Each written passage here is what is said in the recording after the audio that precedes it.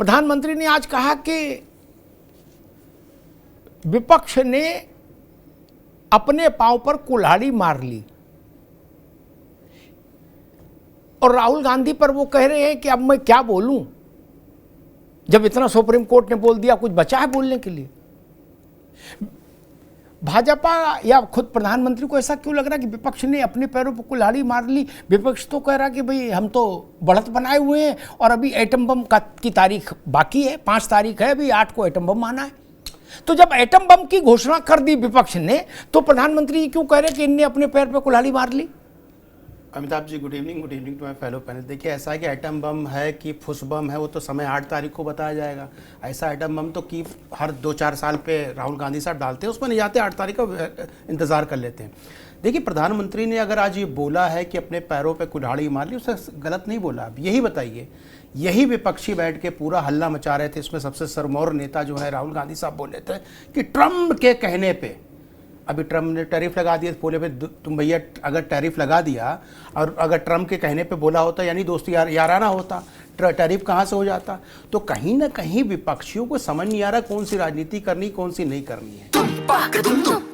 अरे श्रीमती जी, कुछ तो सस्ता लो, बचत करो। नहीं श्रीमान जी, सब बढ़िया लो, रहने दीजिए। इसमें क्या खास बात है? थोड़े में ज्यादा स्वाद, यही तो है इसकी खास बात। वाओ मामा, क्या स्वाद है। अरे मेरे राजा, दादी के हाथों का जादू और खुशबू से महकता घर, माँ की मुस्कुराहट और खाने की सुगंध। MDH गरम मसाला, क्योंकि हर रिश्ता है स्वाद से जुड़ा।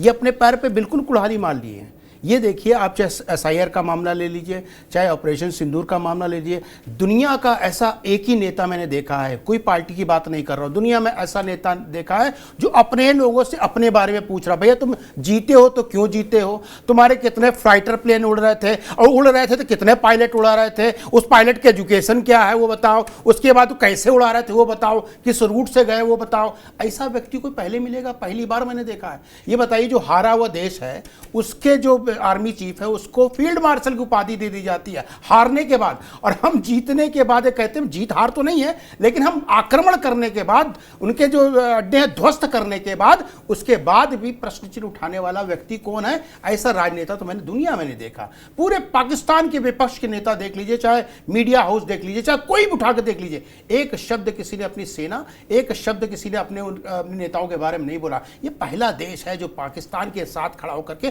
पाकिस्तानियों के साथ भाषा बोलता है। और मुझे बोलने की जरूरत थोड़ी ना, भुट्टो साहब ने तो खुद ही बोल दिया कि हमने अपने लोगों को भारत के सदन में बैठा रखा है, अब ये जागृत तो खुद ही कर दिया है। तो प्रधानमंत्री ने जो भी बोला है उसमें कोई वो नहीं है। विपक्ष का काम होता आईना दिखाना, विपक्ष का काम होता गाइड करना, उनको स्ट्रेटेजी बनाना, प्लानिंग बनाना। विपक्ष का काम ये नहीं होता कि सिर्फ लाल झंडा लेके खड़े हो जाओ, चाहे कोई मुद्दा देख लीजिए। ऐसे उन्होंने चालू किया था कि प्रधानमंत्री चोर है, आपको याद होगा, चौकीदार चोर है, कोर्ट की डांट पड़ी थी। आज 2 दिन पहले फिर कोर्ट की डांट पड़ी है। ये डांट खाते रहते हैं और काम करते रहते हैं। ठीक है संजय, ढीठ बच्चे जो होते हैं ना स्कूल में और क्लास में, ठीक, मैं बाकी मेहमानों के पास चलता हूँ, फिर आता हूँ पास। अशोक भाई, आपसे एक प्रश्न है, वो SIR पर है। SIR पर दिल्ली में अभी भी कोहराम यथावत है, दैनिक आधार पर। बिहार में इतना हंगामा हुआ, हमारे जैसे लोगों को लग रहा था कि जिस दिन ड्राफ्ट वोटर लिस्ट सार्वजनिक होगी, उसके चूंकि सब तेजस्वी या बाकी लोग कह रहे थे कि 65 लाख नाम कट गए, हमें सब एक एक का पता है, तो हमको लग रहा था इन्होंने आपत्तियां तैयार कर रखी होंगी, इधर ड्राफ्ट पब्लिक होगा और इधर 65 लाख आपत्तियां झप से ज्ञानेश कुमार के सिर पे पड़ेंगी कि काओ करें 2-2 हाथ। कल रात तक का आंकड़ा था, राजनीतिक दलों ने एक भी आपत्ति दर्ज नहीं कराई। अशोक जी, ये तो बड़ा गड़बड़ झाला है। पूरा आसमान सर पे उठा लिया और जब आपत्ति दर्ज कराने का समय आया तो अब एक भी आपत्ति अभी तक चुनाव आयोग के सामने दर्ज नहीं हुई। हाँ, इतना जरूर हुआ कि तेजस्वी यादव के 2 कार्ड सामने आ गए। अशोक जी। तब जी आपने कहा आपत्ति नहीं सामने आई। अभी आज हमारे राष्ट्रीय अध्यक्ष जी ने एक बात बोली कि 2019 में जो वोटर थे, किसी स्पेशल विधानसभा का उन्होंने नाम लेकर के बताया और वो उसमें से 18,000 वोटर कम हो गए 2022 में। जी। और इसका आपत्ति, चूंकि आपने कहा कि आपत्ति नहीं दर्ज कराई, मैंने 18,000 जो कहा वो आप सुन लो दोबारा से। एक मिनट अशोक भाई, एक मिनट। एसआईआर की जो प्रारूप ड्राफ्ट वोटर लिस्ट जारी हुई, उस पर राष्ट्रीय अध्यक्ष या किसी अध्यक्ष के बोलने से कुछ नहीं होगा। आयोग का एक फॉर्मेट है, उस पर आपको आपत्ति आयोग को सेंड करनी है। वो एक भी आपत्ति नहीं गई, ना आपने भेजी, ना तेजस्वी ने भेजी, ना राहुल जी ने भेजी। ये मेरा निवेदन सिर्फ ये है। जी जी, मैं भी आपके संज्ञान में यही बात लाना चाहता था कि चुनाव आयोग तो वही है ना, जो चुनाव आयोग एसआईआर करवा रहा है, वही चुनाव आयोग ने 18,000 नामों को डिलीट कर दिया समाजवादी पार्टी के चिन्हित करके वोटरों के। और जिसकी आपत्ति हमारे राष्ट्रीय अध्यक्ष जी ने एफिडेविट के साथ, ऐसे मतलब हल्का फुल्का नहीं, बयान हल्फी दे करके उन 18,000 वोटरों को जो डिलीट किया गया उसकी आपत्ति लिखित में दिया। और क्या हो गया, चुनाव आयोग ने उसका जवाब तक देना उचित नहीं समझा। ये चुनाव आयोग भारत का हो गया है अमिताभ जी। बयान हल्फी लगा करके अगर कोई पार्टियां अपना चुनाव आयोग बनाएंगी अशोक भाई? नहीं, मेरा निवेदन ये मैं समझना चाह रहा हूं आप लोगों से, क्या पार्टियां अपना अपना अलग अलग प्रकोष्ठ की तरह से चुनाव आयोग बनाएंगी? सपा का चुनाव आयोग अलग, बसपा का अलग, कांग्रेस का अलग, भाजपा का अलग, जनता दल का अलग, लोक दल का अलग, तेजस्वी का अलग और तेज प्रताप का अलग, क्योंकि वो निर्दलीय है। ऐसा होगा? अपने अपने आई कार्ड जारी करेंगे? नहीं, बोले हमें विश्वास नहीं रहा, अब हम अपने आई कार्ड जारी कर देंगे मोहर लगा के। देखिए ऐसा होगा क्या? चुनाव आयोग, अमिताभ जी, चुनाव आयोग एक स्वायत्त शासित संस्था बनाई गई थी संविधान के हिसाब से। चुनाव आयोग को संवैधानिक संस्था बनाई गई थी संविधान के हिसाब से। चुनाव आयोग को निष्पक्ष बनाया गया था संविधान के हिसाब से। लेकिन जो जो शक्तियां चुनाव आयोग को दी गई थी, वो सारी शक्तियां मोदी सरकार ने प्रत्यक्ष या अप्रत्यक्ष रूप से छीन के चुनाव आयोग को निष्प्रभावी बना दिया, निहत्था बना दिया है। बिल्कुल। और उस चुनाव आयोग के अंदर वो गट्स नहीं है कि विपक्ष के लोगों का कोई भी आपत्ति को स्वीकार करे, उस आपत्ति पे कोई एक्शन। अशोक भाई बिल्कुल बिल्कुल, चुनाव आयोग का जी ठीक है, समाजवादी पार्टी ने दिया। मेरा प्रश्न फिर वही है अशोक जी, ठीक है, मेरा प्रश्न फिर वही खड़ा रहेगा। आपकी सब बातें सिर माथे, फिर भी मेरा प्रश्न खड़ा रहेगा, क्या अब पार्टियां अपने अपने लेटर हेड पर चुनाव आयोग गठित करेंगे और उसमें अपने अपने युवजन सभा के या युवा मोर्चा के, महिला मोर्चा, जो भी पदाधिकारी, उनको मुख्य चुनाव आयुक्त घोषित कर देंगे और कहेंगे जा गुड्डू छपा के लाओ आई कार्ड, ससुर अब हम खुद ही बांटेंगे, देखें कौन माई का लाल रोकता है। ऐसा करना है तो वो भी बता दो। और अशोक जी ने चिंता जताई चुनाव आयोग के अवमूल्यन पर, उनकी चिंता में मैं थोड़ा इजाफा कर दूं। अभी जो हो रहा है वो कम है अशोक भैया, अभी जो हो रहा है वो कम है।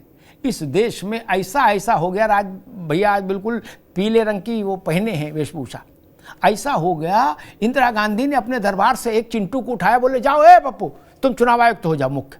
क्या बोले? हम तो पार्टी में, बोले बक, फिर पार्टी खत्म हो गया, बोले अब तुम इधर आ जाओ, फिर पार्टी में आ जाओ, चुनाव आयुक्त का समय खत्म हो गया, बोले तुम्हें केंद्र में मंत्री बनाएंगे। बोले क्यों? बोले मन कर रहा है यार, जाओ। समझ रहे ना आप? ऐसा हो चुका है इस देश में, अभी कुछ नहीं हुआ। इब्तिदाई इश्क खैर होता है क्या?